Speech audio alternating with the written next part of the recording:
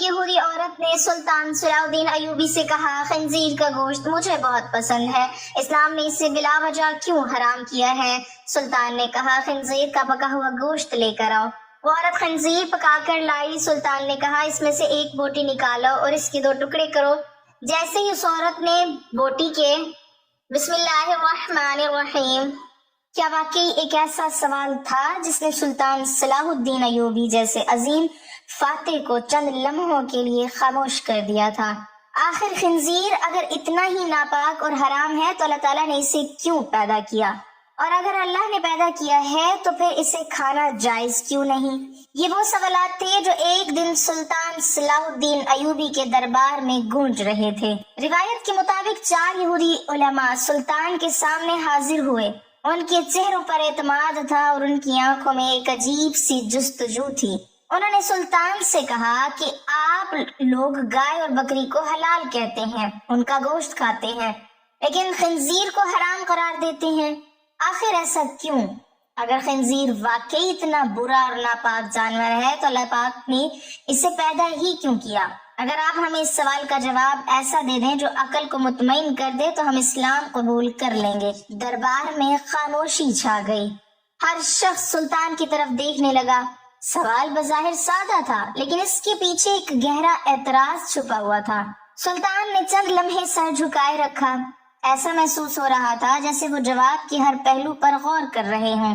ادھر چاروں علماء مطمئن نظر آ رہے تھے کہ شاید اس بار وہ ایک ایسا سوال لے کر آئے ہیں جس کا جواب دینا آسان نہیں ہوگا۔ لیکن کیا واقعی ایسا تھا کہ کسی چیز کا پیدا کیا جانا اس کے جائز ہونے کی دلیل بن سکتا ہے؟ اگر ایسا ہے تو پھر دنیا میں موجود ہر چیز انسان کے استعمال کے لیے ہونی چاہیے، مگر کیا حقیقت بھی یہی ہے؟ ذرا سوچئے۔ اللہ تعالیٰ نے سانپ بھی پیدا کیے، بچھو بھی پیدا کیے، زہریلے کیڑے بھی پیدا کیے، خطرناک جراثیم بھی پیدا کیے، آگ بھی پیدا کی، سمندر کی گہرائیاں بھی پیدا کی، پہاڑوں کی کھائیاں بھی پیدا کی، لیکن کیا انسان ان سب کو کھانے یا استعمال کرنے کے لیے آزاد ہے؟ کیا کوئی شخص یہ کہہ سکتا ہے کہ چونکہ زہر اللہ نے پیدا کیا ہے اس لیے اسے پینا جائز ہونا چاہیے؟ دربار میں موجود لوگ انہی خیالات میں گم تھے۔ سلطان نے آہستہ سے سر اٹھایا اور علماء کی طرف دیکھا۔ ان کی نگاہوں میں اعتماد تھا، لیکن انہوں نے فوراً جواب نہیں دیا۔ انہوں نے پہلے ایک سوال پوچھ لیا، ایک ایسا سوال جس نے خود سوال کرنے والے کو سوچنے پر مجبور کر دیا۔ سلطان نے فرمایا، اگر دنیا میں پیدا ہونے والی ہر چیز کھانے کے لیے ہے تو پھر زہر کیوں نہیں کھاتے؟ اگر ہر پیدا کی گئی چیز حلال ہے تو پھر زہریلے پودوں کو غذا کیوں نہیں بناتے؟ اگر ہر مخلوق انسان کے فائدے کے لیے کھانے میں استعمال ہونی چاہیے تو پھر درندوں اور موذی جانوروں کے بارے میں کیا خیال ہے؟ دربار میں پھر خاموشی چھا گئی۔ سوال اب پلٹ چکا تھا۔ جو لوگ جواب لینے آئے تھے وہ خود جواب تلاش کرنے لگے تھے۔ سلطان نے فرمایا کہ خالق کا کسی چیز کو پیدا کرنا اور بات ہے اور کسی چیز کو انسان کے لیے حلال یا حرام قرار دینا اور بات۔ اللہ تعالیٰ کائنات کا مالک ہے، وہ اپنی حکمت کے مطابق چیزوں کو پیدا بھی کرتا ہے اور ان کے بارے میں احکام بھی دیتا ہے۔ بعض چیزیں آزمائش کے لیے ہوتی ہیں، بعض نشانیاں ہوتی ہیں، بعض دوسری مخلوقات کے نظام کے لیے ضروری ہوتی ہیں اور بعض انسان کے لیے فائدہ مند ہوتی ہیں، لیکن کسی چیز کا وجود خود اس بات کی دلیل نہیں بنتا کہ وہ انسان کے لیے جائز بھی ہے۔ چاروں علماء ایک دوسرے کی طرف دیکھنے لگے۔ انہیں اندازہ ہو رہا تھا کہ گفتگو اب ایک نئے رخ پر جا رہی ہے، لیکن سلطان ابھی اصل جواب تک نہیں پہنچے تھے۔ انہوں نے فرمایا کہ تم نے خنزیر کے پیدا ہونے پر سوال کیا، لیکن کیا تم نے کبھی یہ سوچا کہ اللہ تعالیٰ نے بعض جانوروں کو فطرتیں ایک جیسی کیوں نہیں بنائی؟ کہ کچھ جانور گھاس کھاتے ہیں، کچھ مردار کھاتے ہیں، کچھ گندگی میں رہتے ہیں اور کچھ پاکیزہ ماحول میں۔ کیا ان سب کی عادتیں اور صفات ایک جیسی ہیں؟ اگر نہیں تو پھر ان کے احکام بھی ایک جیسے کیوں ہوں؟ دربار کے ہر شخص کی نظریں اب سلطان پر جمی ہوئی تھیں۔ سب انتظار کر رہے تھے کہ آخر وہ کون سی بات ہے جو اس سوال کا مکمل جواب بنے گی اور یہی تھا وہ لمحہ جب سلطان صلاح الدین ایوبی نے ایک ایسی مثال کی طرف اشارہ کیا جس نے پوری گفتگو کا رخ بدل دیا۔ لیکن وہ مثال کیا تھی اور کیسے اس نے سوال کرنے والوں کو خاموش کر دیا؟ دربار میں موجود ہر شخص اسی انتظار میں تھا کہ آخر سلطان صلاح الدین ایوبی وہ کون سی مثال پیش کرنے والے ہیں جو اس پیچیدہ سوال کا جواب بن جائے گی۔ چاروں یہودی علماء بھی پوری توجہ کے ساتھ سلطان کی طرف دیکھ رہے تھے۔ ان کے چہروں سے ظاہر ہو رہا تھا کہ وہ اب بھی اپنے سوال کو مضبوط سمجھتے ہیں کہ آخر خنزیر اگر واقعی حرام ہے تو اسے پیدا کیوں کیا گیا، اور اگر پیدا کیا گیا تو پھر اس میں ایسی کیا بات ہے جو اسے گائے اور بکری سے مختلف بنا دیتی ہے۔ سلطان نے چند لمحے توقف کیا اور پھر نہایت سکون سے فرمایا کہ دنیا میں موجود ہر مخلوق ایک جیسی نہیں ہوتی۔ ہر مخلوق کی فطرت، عادت، کردار اور مقصد الگ الگ ہوتا ہے۔ اسی فرق کو سمجھے بغیر کسی حکم کی حکمت کو نہیں سمجھا جا سکتا۔ پھر سلطان نے فرمایا کہ ذرا گائے اور بکری کو دیکھو، یہ جانور عموماً گھاس، چارہ اور پاکیزہ غذائیں کھاتے ہیں۔ یہ انسان کو دودھ دیتے ہیں، کھیتی باڑی میں مددگار بنتے ہیں اور ان کا گوشت بھی انسان کے لیے مفید قرار دیا گیا۔ اب دوسری طرف خنزیر کو دیکھو، اس کی عادات، اس کی خوراک اور اس کا رہن سہن مختلف ہے۔ کیا دونوں کو ایک ہی پیمانے پر پرکھا جا سکتا ہے؟ علماء خاموشی سے سن رہے تھے۔ سلطان نے مزید فرمایا کہ اگر دو چیزوں کی فطرتیں مختلف ہوں تو ان کے بارے میں احکام بھی مختلف ہو سکتے ہیں۔ یہی اصول پوری کائنات میں نظر آتا ہے۔ ہر چیز کا ایک مقام اور ایک کردار ہے۔ ایک پھل انسان کے لیے غذا ہے جبکہ دوسرا پودا زہریلا ہو سکتا ہے۔ ایک جانور انسان کے لیے مفید ہو سکتا ہے جبکہ دوسرا نقصان دہ۔ کیا صرف اس لیے کہ دونوں اللہ کی پیدا کردہ مخلوق ہیں ان کے بارے میں ایک ہی حکم ہونا چاہیے؟ دربار میں موجود لوگوں کے چہروں پر غور و فکر کے آثار نمایاں ہونے لگے۔ سلطان نے گفتگو کو مزید آگے بڑھاتے ہوئے فرمایا کہ اصل سوال یہ نہیں کہ خنزیر کو پیدا کیوں کیا گیا، اصل سوال یہ ہے کہ کیا انسان کو ہر پیدا کی گئی چیز استعمال کرنے کا حق دیا گیا ہے؟ اگر جواب ہاں میں ہے تو پھر دنیا میں موجود کوئی چیز حرام نہیں ہونی چاہیے، لیکن اگر جواب نہیں میں ہے تو پھر یہ ماننا پڑے گا کہ خالق کو یہ اختیار حاصل ہے کہ وہ اپنے مخلوق میں سے بعض چیزوں کو حلال اور بعض چیزوں کو حرام قرار دے۔ چاروں علماء اب پہلے کی طرح پورے اعتماد نہیں نظر آ رہے تھے۔ انہیں احساس ہونے لگا تھا کہ ان کا سوال دراصل ایک غلط بنیاد پر قائم تھا۔ سلطان نے فرمایا کہ اللہ تعالیٰ نے انسان کو صرف خواہشات کے تابع نہیں بنایا بلکہ اسے ہدایت بھی دی ہے۔ اگر انسان صرف اپنی عقل یا خواہش کے مطابق فیصلے کرے تو پھر ہر شخص کا معیار الگ ہوگا۔ کوئی چیز ایک شخص کو اچھی لگے گی اور دوسرے کو بری۔ اسی لیے اللہ تعالیٰ نے واضح احکام عطا فرمائے تاکہ انسان بھٹکنے سے محفوظ رہے۔ پھر سلطان نے ایک اور مثال دی۔ انہوں نے فرمایا کہ فرض کرو ایک بادشاہ اپنے باغ میں مختلف قسم کے درخت لگاتا ہے۔ کچھ درخت پھل دینے والے ہوتے ہیں اور کچھ صرف سایہ دیتے ہیں، کچھ خوبصورتی کے لیے ہوتے ہیں اور کچھ حفاظتی مقصد کے لیے۔ کیا یہ ضروری ہے کہ باغ میں موجود ہر چیز کھانے کے قابل بھی ہو؟ اگر کوئی شخص یہ اعتراض کرے کہ چونکہ بادشاہ نے اسے لگایا ہے اس لیے اسے کھایا بھی جا سکتا ہے تو کیا یہ درست منطق ہوگی؟ دربار میں سرگوشیاں ہونے لگی۔ مثال نہایت سادہ تھی مگر اس کے اندر ایک گہری حقیقت پوشیدہ تھی۔ سلطان نے فرمایا کہ اسی طرح اللہ تعالیٰ اس کائنات میں بے شمار مخلوقات پیدا کی ہیں۔ ہر مخلوق کا اپنا کردار ہے، بعض انسان کی غذا ہے، بعض آزمائش ہے، بعض قدرت کی نشانیاں ہیں اور بعض دوسرے نظاموں کے لیے ضروری ہے۔ ان کا پیدا ہونا اپنی جگہ ایک حکمت رکھتا ہے اور ان کا حلال یا حرام ہونا ایک الگ حکمت کے تحت ہوتا ہے۔ اب چاروں علماء پوری توجہ سے سن رہے تھے لیکن سلطان ابھی اپنی گفتگو کے آخری اور سب سے اہم حصے تک نہیں پہنچے تھے۔ انہوں نے فرمایا کہ تم نے خنزیر کے وجود پر سوال کیا مگر کبھی یہ نہیں پوچھا کہ اللہ تعالیٰ نے انسان کو احکام کیوں دیے۔ اصل مقصد صرف کھانا پینا نہیں بلکہ اطاعت اور بندگی بھی ہے۔ جب بندہ یہ مان لیتا ہے کہ اللہ اس کا خالق ہے تو پھر وہ یہ بھی مانتا ہے کہ اللہ کے احکام حکمت پر مبنی ہے، خواہ وہ تمام حکمتیں اسے فوراً سمجھ آئیں یا نہ آئیں۔ یہ الفاظ سن کر دربار میں ایک عجیب سنجیدگی پیدا ہو گئی۔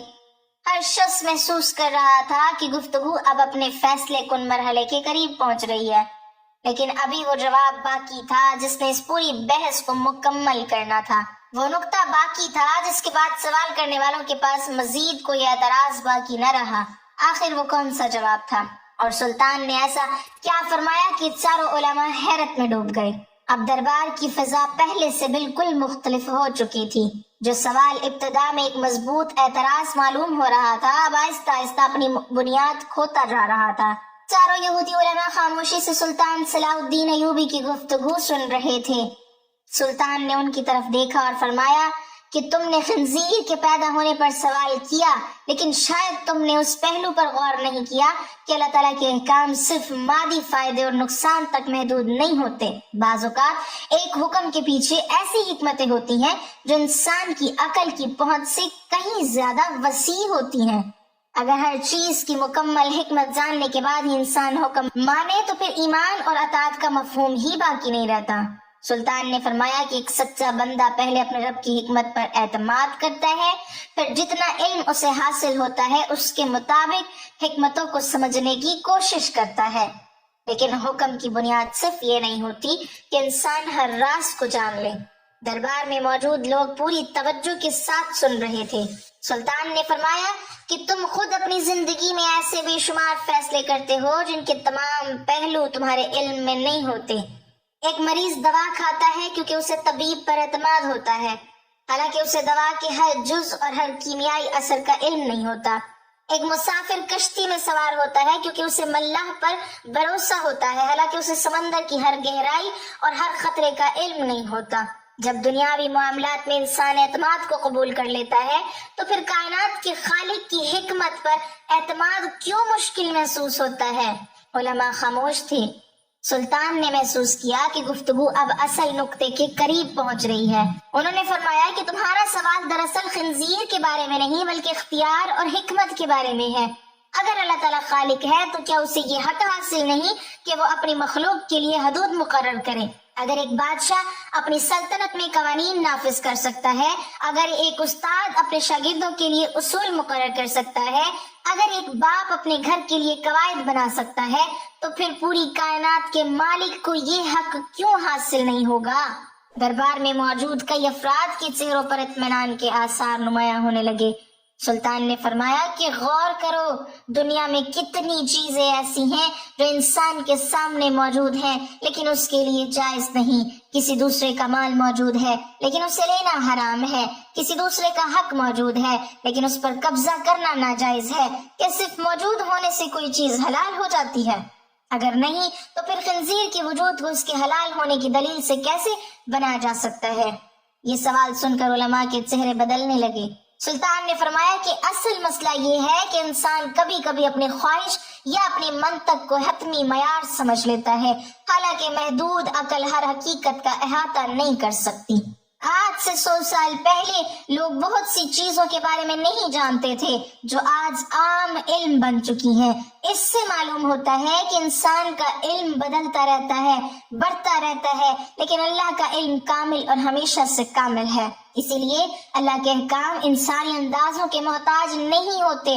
پھر سلطان نے ایک لمحے کے لیے توقف کیا اور فرمایا کہ فرض کرو ایک شخص کسی محل میں داخل ہو اور وہاں موجود ہر چیز پر اپنا حق جتانے لگے۔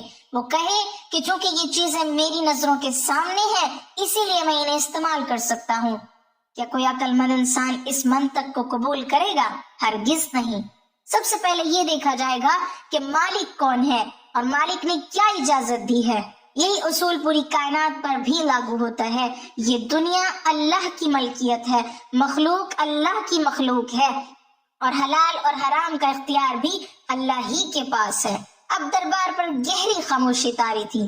چاروں علماء ایک دوسرے کی طرف دیکھ رہے تھے۔ ان کے پاس اعتراض تو تھا لیکن اب اس اعتراض کی بنیاد کمزور پڑ چکی تھی۔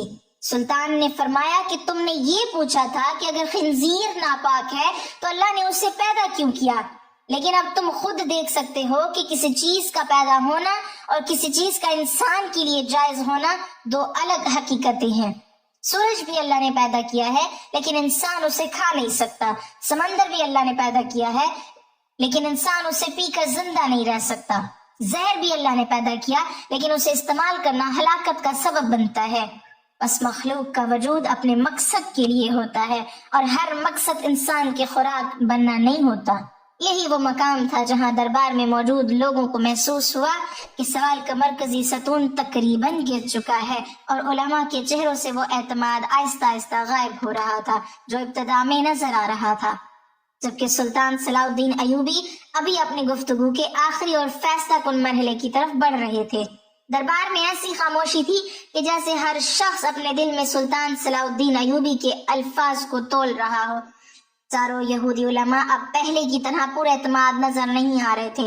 उनके सवाल की बुनियाद तकरीबन वाज़ेह हो चुकी थी और सुल्तान ने निहायत हिकमत के साथ इस साबित कर दिया कि किसी चीज का पैदा किया जाना उसके हलाल होने की दलील नहीं बन सकता। फिर सुल्तान ने निहायत संजीदगी से फरमाया कि अगर तुम वाकई इस सवाल का जवाब तलाश करना चाहते हो तो एक लम्हे के लिए तासुब को छोड़कर सिर्फ अकल से सोचो। क्या तुम ये मानते हो कि अल्लाह ताला हिकमत वाला है?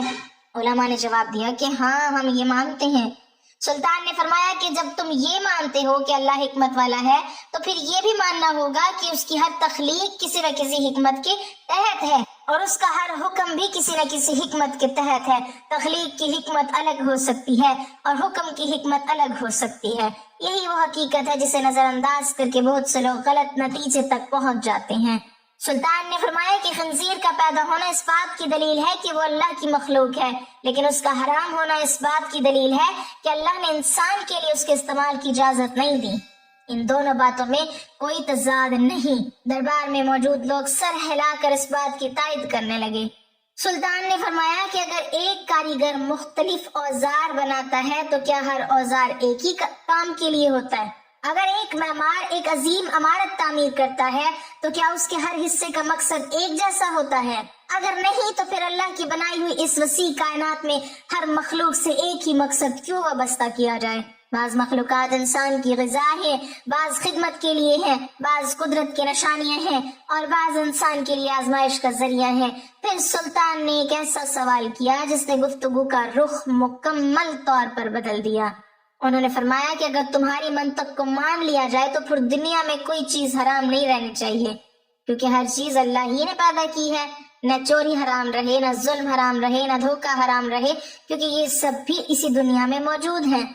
लेकिन तुम खुद जानते हो कि किसी चीज का मौजूद होना और किसी चीज का जायज होना दो अलग हकीकतें हैं। यही फर्क अगर समझ लिया जाए तो तुम्हारा सवाल खुद ब खुद खत्म हो जाता है। उलमा खामोश थे, उनके पास इस दलील का कोई जवाब नहीं था। सुल्तान ने फरमाया कि इस्लाम इंसान को ये सिखाता है कि वो अपने रब की हिकमत पर एतमाद करे। जब अल्लाह किसी चीज को हलाल करार देता है तो इसमें बंदों के लिए भलाई होती है और जब किसी चीज को हराम करार देता है तो इसमें भी बंदों के लिए भलाई होती है, और इंसान हर हिकमत को मुकम्मल तौर पर समझ सके या ना समझ सके। फिर सुल्तान ने फरमाया कि दुनिया की सबसे बड़ी हकीकत यह है कि इंसान खालिक नहीं मखलूक है। खालिक हुक्म देता है और मखलूक उसकी अताअत करती है। जब ये तरतीब बदल जाती है तो इंसान अपने महदूद इल्म को खुदा की हिकमत पर तरजीह देने लगता है और यही गुमराही की इब्तदा होती है। दरबार में मौजूद लोग गहरी तवज्जो के साथ सुन रहे थे। चारों उलमा के चेहरों पर संजीदगी नुमाया थी। उन्होंने महसूस किया कि उनका सवाल दरअसल एक गलत मफरूजे पर कायम था। वो ये समझ रहे थे कि तख्लीक और इजाजत एक ही चीज है, जबकि सुल्तान ने साबित कर दिया था कि तख्लीक का ताल्लुक अल्लाह की कुदरत से है और हलाल और हराम का ताल्लुक अल्लाह के हुक्म से। ये दो अलग दायरे हैं और इनको एक दूसरे के साथ खलत मलत नहीं किया जा सकता। रिवायत के मुताबिक इस जवाब ने हाज़रीन को बहुत मुतासिर किया। दरबार में मौजूद लोगों ने महसूस किया कि बाज़ औक़ात एक मुख्तसर सा सवाल अपने अंदर बहुत बड़ा मुगालता छुपाए होता है और जब इस मुगालते को दूर कर दिया जाए तो सवाल खुद ही खत्म हो जाता है। यही वजह है कि अहले इल्म हमेशा सवाल के जाहिर को नहीं बल्कि उसकी बुनियाद को देखते हैं। सुल्तान सलाउद्दीन अयूबी ने भी यही किया। उन्होंने सिर्फ खंजीर के बारे में जवाब नहीं दिया बल्कि उस उसूल को वाज़ेह कर दिया जिसके बाद पूरा एतराज अपनी कुव्वत खो बैठता। اس واقعے سے ہمیں یہ سبق ملتا ہے کہ دین کے احکام کو سمجھنے کے لیے صرف ظاہری دلائل کافی نہیں ہوتے، بلکہ اللہ کی حکمت، اس کی ربویت، اس کے اختیار کو بھی سامنے رکھنا ضروری ہوتا ہے۔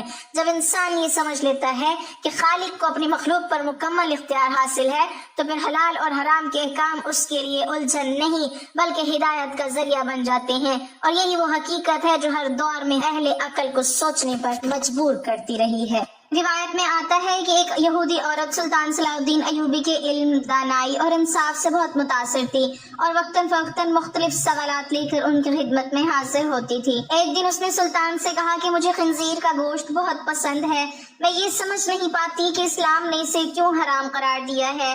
سلطان صلاح الدین ایوبی نے فوراً جواب دینے کے بجائے فرمایا کہ پہلے تم خنزیر کا گوشت پکا کر لے آؤ، پھر اس بارے میں بات کریں گے۔ اگلے دن وہ عورت پکا ہوا گوشت لے آئی۔ سلطان نے فرمایا کہ اس میں سے ایک بوٹی نکالو اور اسے درمیان سے 2 حصوں میں کاٹ دو۔ عورت نے حکم کے مطابق گوشت کا ٹکڑا کاٹا تو اس نے دیکھا کہ اوپر سے اچھی طرح پکا ہوا دکھائی دینے والا گوشت اندر سے ویسا نہیں تھا جیسا وہ سمجھ رہی تھی۔ اس پر سلطان نے فرمایا کہ دنیا میں بہت سی چیزوں کی حقیقت صرف ظاہری شکل سے معلوم نہیں ہوتی۔ بعض اوقات انسان کسی چیز کو پسند کرتا ہے مگر اس کے اندر ایسے عیوب اور نقصانات پوشیدہ ہوتے ہیں جو فوری طور پر نظر نہیں آتے۔ پھر انہوں نے کہا کہ اسلام میں کسی چیز کے حلال یا حرام ہونے کا اصل معیار اللہ تعالیٰ کا حکم ہے، اور اللہ تعالیٰ اپنے بندوں کے فائدے اور نقصان کو سب سے بہتر جانتا ہے۔ جو چیز انسان کے لیے نقصان دہ ہو یا جس میں حکمت الہی کے مطابق خرابی ہو، اللہ تعالیٰ اپنے بندوں کو اس سے دور رہنے کا حکم دیتا ہے۔ روایت کے مطابق سلطان نے مزید سمجھایا کہ خنزیر گندگی اور غلاظت میں رہنے والا جانور ہے اور اللہ تعالیٰ نے اپنی حکمت کے تحت اس کے گوشت کو حرام قرار دیا ہے۔ اس لیے ایک مسلمان کے لیے یہی کافی ہے کہ وہ اپنے رب کے حکم کے سامنے سر تسلیم خم کر دے۔ کہا جاتا ہے کہ سلطان کی حکمت بھری گفتگو سن کر وہ عورت خاموش ہو گئی اور اس نے اعتراف کیا کہ بعض اوقات انسان اپنی محدود عقل کی وجہ سے ہر حکمت کو فوراً نہیں سمجھ سکتا، لیکن خالق کائنات اپنے بندوں کے لیے جو فیصلہ فرماتا ہے وہی سب سے بہتر ہوتا ہے۔ اللہ تعالیٰ ہمیں حلال و حرام کا صحیح شعور عطا فرمائے، اپنے احکام کی حکمت کو سمجھنے کی توفیق دے اور ہمیشہ اپنی رضا والے راستے پر چلائے۔ اللہ رب العزت ہمیں دین کی سچی سمجھنے، ایک عمل کی توفیق اور حق کو حق سمجھ کر اس پر عمل کرنے کی ہمت عطا فرمائے، آمین۔ ناظرین، کمنٹ باکس میں اللہ تعالیٰ کے 99 ناموں میں سے ایک نام ضرور ٹائپ کریں۔